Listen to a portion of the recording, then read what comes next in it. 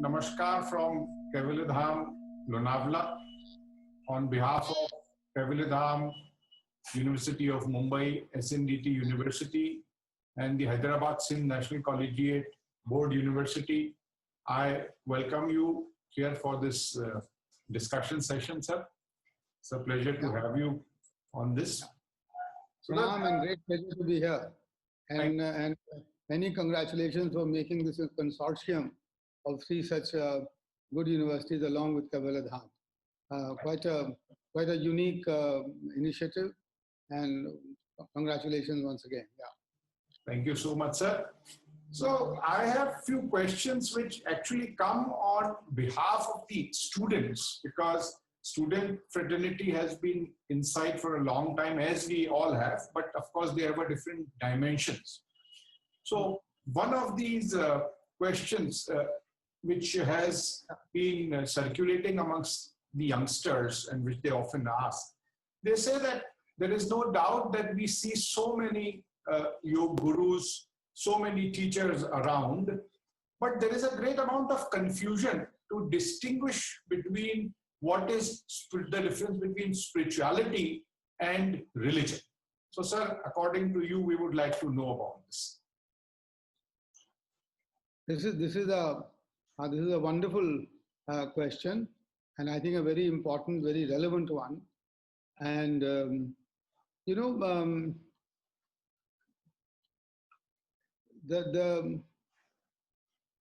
in my view, in the way I look at it, there is actually no common ground at all between spirituality and religion, because the spirituality is a journey for seeking self-realization, and a journey for seeking, self-realization and to achieve the unity of the Atma with the Paramatma. And self-realization means, first thing that you mean is that all of us, I think the way to begin is to say that God made us in His own image for us to evolve further from what we are to, as it were, from Manav to Ati Manav. And then that you could do only if you can recognize that the Atma which is within you is a reflection of the Paramatma that is out there, and that is how we are created in His own image. And He has given us the freedom, the Homo sapiens been given the freedom to choose their path, unlike the animals who are pashu, who are bound in their pash, and therefore have to do only what they are, what they are supposed to do. So spirituality is that journey which first takes us to our sense of self-realization, that we are not our man, buddhi or ahankar, we are the Atma, and that how does this Atma become one, unites with the Paramatma, or in some sense, how does it achieve yoga? And there can be so many different ways of doing so, is a spirituality.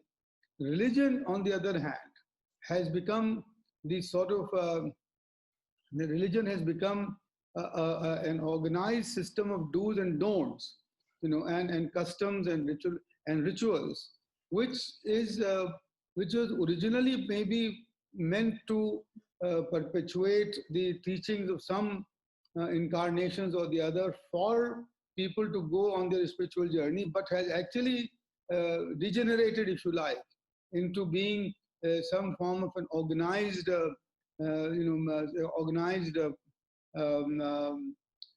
behavioral patterns, which more and more distinguish with one human being from the other rather than bring them together. So I think religious practices are all about rituals, or all about organized, organized methods of doing things, or about a whole lot of do's and don'ts, and not about seeking, seeking to achieve a yoga or the unity with the Paramatma. So I think, in my view, they're very different. But one last thing, which I must say, is that spirituality unites, religion divides. I think that's the way I would just, in a summary way, put it. So spirituality accepts every tradition, as long as you are as long as you are seeking the unity with, of the Atma with the Paramatma. Religion insists that their own method is the only method and therefore divides. And I think that's a very big difference between the two. So, sir, that would lead us for a very, I think, a right suggestion that there is all these youngsters should pursue the spiritual path for a kind of unified approach within themselves. And it need not be necessarily religious, isn't it? Yes, absolutely. I couldn't agree more. I completely agree. But also to emphasize and insist that every student must have a spiritual seeking. A life without seeking, a life without seeking is a life which is a waste. I mean, a life which is, like a desert. Because, I think, and because it is the seeking which gives you the drive, to discover those aspects of yourself, which make you into a higher being than what you are today. I think that's what human beings are all about. That we should strive to go beyond, where we are and what we think, we are, because that is where God, Paramatma, made us into that we can reach those. And there are so many examples within our own, human race of people at young ages, Adi Shankaracharya, Swami Vivekananda, from our own traditions, many traditions, of the world, Sufis, the Zen master, the Tao, teachers, all of them have gone beyond the mundane to be into a situation where spirituality has taken them. So yes, no reason to follow any religion, but yes, all the reasons to have a spiritual seeking. Thank you, sir. Actually, I remember a quote from somewhere, I think, and it said, it was about wishing someone a happy birthday, and it said there are 2 days which are important. One is the day you are born, and second is the day you answer the question why you are born. Absolutely. Brilliant. Well put. Well put. Well put. Sir, you lead an institution actually which has to plan at various dimensions, at various levels. There are urgencies, there are crisis situations to be dealt with. But I've known you for over a year now, and I see a kind of composure and peace on your face at the most critical moment. And this, I think, is very inspirational even for our young friends, because, they feel, oh, you have to, match with so many things. Now, you are under a huge pressure there of things. So we would like to know what's the secret of that smile, that peace, that, feeling on your reflection, which is so true. This is adequately embarrassing, Subodh, but that you say it, I accept, and I think whatever that's due to is because of my own journey of spiritual seeking, which started in 1988, before which I was a completely different human being, angry at the drop of a hat, shouting my way while driving, and so on. And this has come to me by the grace of my guru, Sri Mataji Nirmala Devi, who started the practice of Sahaj Yoga. And she is a Punekar, and she started this in 1970. And since 1988, I have been practicing meditation, Sahaj Yoga meditation, twice a day. And that has really transformed me in many ways, because I have now, I've realized, I mean, to whatever extent, that whatever I'm doing as a part of my dharma, which is the Raj, which is the Pitra Dham or the Pati Dharma or the Raj Dharma or the Samajik Dharma, is but one aspect of myself.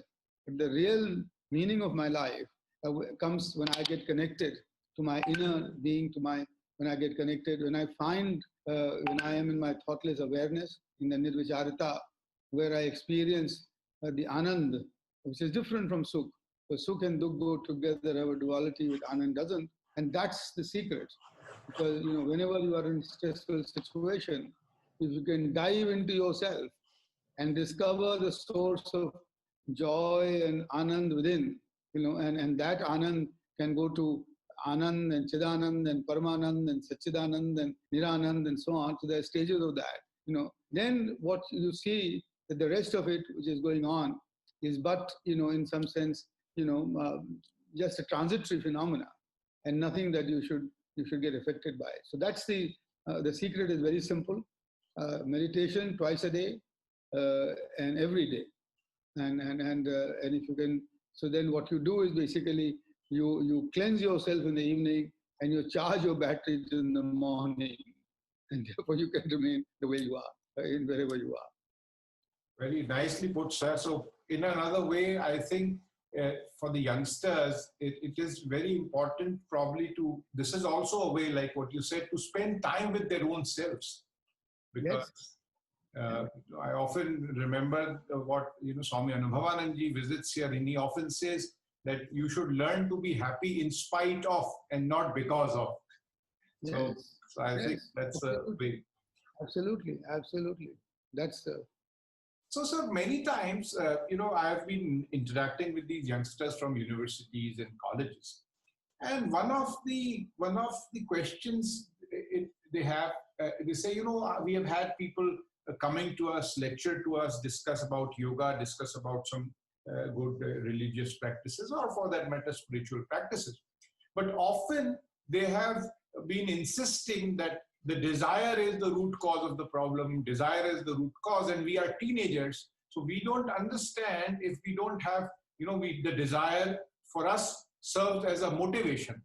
So, they get confused, and that often I see the question repeat that, if we don't have desires or if we don't want to have achievement, then how do you think we would live this life? We are just 18 years old and we want to do so many things in life. So, sir, that the samanvaya between the desire and one's aims to be achieving some things in life, how would you relate that? That's a very, very important question. And for the young mind and the young people, I think it's such a critical question. I think it's so, absolutely right that if you don't have, let's use the word goals and objectives and laksh, then how do you, what drives you in your life? I think it's such an important one to ask. And my response to this very difficult question, in some sense, would be that that if you get the courage, or if you get the capability to take care as best as you can of your present, of now, of your present, then that's then leads you in the direction to which you are most suited to go, and therefore, because you see, very often desire converts itself into linear thinking and a linear planning, and which is that, you sort of start saying that I want to do that, and therefore I want to do this and this and this, and you make a whole linear sequence of events, without realizing that there are n number of other variables and factors which affect all this and which impact all of this. And therefore that leads very often to very serious disappointments and dejections, and therefore a loss of faith sometimes in yourself. And I think therefore my advice to the youngsters are, yes, I think there is a difference between a pure desire and an impure desire, if you like. And the pure desire would be that to believe, to pray to God. I mean, that's the only way to be able to make the best use of the potential that you have been given, and to go beyond it. That's the true desire. That's the pure desire. But you don't know. You very often don't know. You assume, that this is what your potential is and that is what you want to do. I mean, maybe you get into class, the first year of college, or the second year of college, and you think becoming a chartered accountant is a very good idea. But your potential may not be suited to it. But if, on the other hand, you let yourself be open to everything and make the best of your today, of your present, you do excellently in your class, whatever you're doing, you do very well on the sports field, you excel in whatever you're doing, and then what will happen is that you will get the nature itself, your prakriti, your own prakriti, the world outside will lead you into wherever you are best suited to and will excel in whatever you do. I think here the one example is that of Arjun. Because when Arjun was asked, "What do you look at?" he said, "Only the eye of the fish and nothing else." Now, he could have been thinking, "My desire to do this, my desire to marry this, that, and that." No, nothing. He just took care of the present. That he had to shoot that arrow into the eye of the fish which was moving and rotating around him. Once he did that, the rest followed. So I think and that is what I've learned out of my practice of meditation as well, which is that and there's one more aspect of it, that if you can take care of the present, because what has happened, can do nothing about. What is going to happen, you don't know, because so many things intervene. So the best desire that you can have is to make the best of today, of this moment, as it were. And that's what the other thing attached, the other second aspect of that is that this requires you to have the courage of spontaneity. You see that you can, so therefore, if you can have the courage to be spontaneous, you will follow this practice of taking care of the present. And the courage for spontaneity comes from the fact that you are connected to the divine, and the divine will protect you at all times. And that knowledge which can only come through experience and not through the mental, confabulations, is the key to your becoming, spontaneous and therefore becoming in control of the present, which then leads you to achieve, the desires which are inherent, as it were, in you, in your potential. A long answer, but I hope, but I think that important question deserved this long answer. No, sir. Thank you so much. Actually, it's very true. You have put it in, I think, the best possible way, that living in present is the most important thing which you can do, because otherwise, even in today's situation, as we are in this pandemic, you get more hassle the moment you start worrying more of the future, which is not in your hand.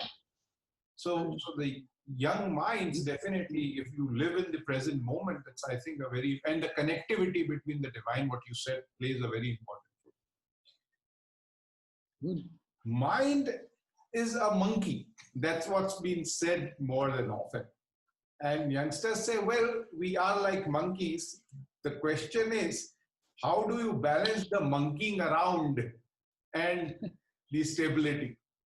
So what would you say to that?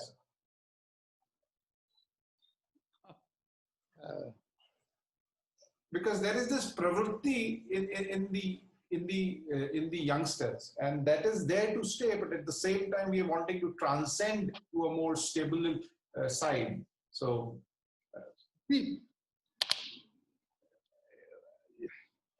I mean, a boat which is without an anchor can go anywhere, but ultimately it gets tossed by the storms and the wave that it has, and it achieves nothing at all, and it destroys itself.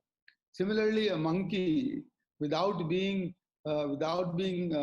chained to some peg, would become destructive and go and do things. So I think mind is very good. It can be a monkey, but as long as you can put it on some chain, as it were, which is pegged to your inner self, right? So I mean, as long as you are doing your meditation every morning, and evening, what you will make sure is that the mind is a monkey, but which is within the bounds of some which is within a bounded sort of a reality, and it doesn't go beyond. So I mean, there's these boundaries come from your ethical, from your moral, from your own spiritual traditions, and I think that's the important one to have. Now this is where again religion and spirituality differ, because religion will define to you external boundaries in order to control the mind. But if you are on a spiritual journey, your inner self, your inner voice, all of us know, I mean, every young mind would know that when they're doing something, there is something inside which tells them whether that's right or wrong, right? And you have to hear that. And if you let that inner voice become stronger and stronger, you can let the monkey go wherever, but it will come back to a safe harbor. if that inner voice is, you are connected to that inner voice. So nice, because that makes the theme more relevant. Yoga for young minds. So yoga could be one of those, channels to channelize the mind, to ground it where it doesn't go haywire. So both here I must say that, see, my understanding of yoga is unity. Definitely. Yoga, achieve, unite, yoga kshem, and Krishna said yoga kshem avahamyam. That you achieve yoga and you get shame automatically. You become, so that that unity that I've been talking about is between the Atma and the Paramatma. Right. Is the thing for the young minds. If you achieve that yoga, you can be the most liberated, most free soul in the world. Because you got that huge anchor which connects you, from the divine. And that yoga is so critical at this point. And the younger you are, at the age where the desire to achieve yoga starts, the better off you are. And sir, now the last question.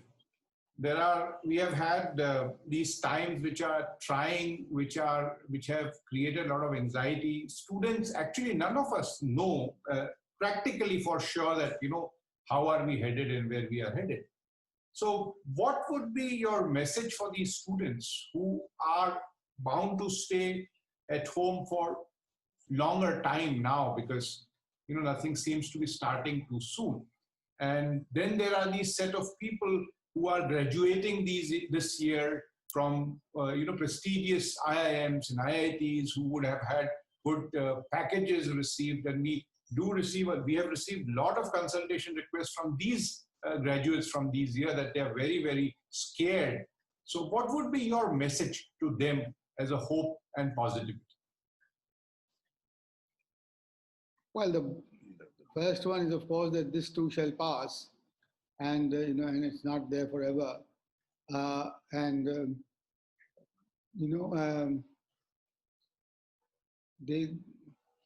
This is the time that they should, they would do much better to improve their skills, to improve their information base, to venture out of their own fields and learn about some other fields, which may look very unconnected. Maybe this is the time to go to learn about Indian culture and Indian traditions and Indian history. It is so rich, and to read up, on all our, scriptures to whatever extent you can, but also to discover the good aspects of, let's say, other religions. I mean, if you think yourself of a particular religion, maybe it's time to learn about other religions. And if you're a science student, maybe a good idea to learn about arts, dabble into some creative arts, into some other things. Go more horizontal, not linear. Because if you go more horizontal, you will see that you will achieve much greater creativity in what you do. And also that, and a practical one, that if you go beyond your disciplines into more horizons, you will train your mind to become more agile so that it can adapt to changing conditions much more easily. You see, a mind which is confined to one linear direction becomes conditioned to only that particular direction, and therefore makes it difficult, for it to adapt or respond to changing circumstances or to uncertainty. But a mind which is looking horizontally, connecting the dots, remains agile and therefore can respond to changing circumstances. This will stand them in very good stead, because also as they go out of this as I shall pass, but they will face a lot of technology turbulence in the world outside. And this technology that is coming on us can be is a very dramatic one. And they will need to train their minds to be that more adaptive and more agile, to be able to even cope with that. So this is the time that they can use, for improving their capability to dealing with changing times which are ahead of us. Very beautifully said, sir. So what that means is flexibility of body is good, but flexibility of mind is more important. Absolutely.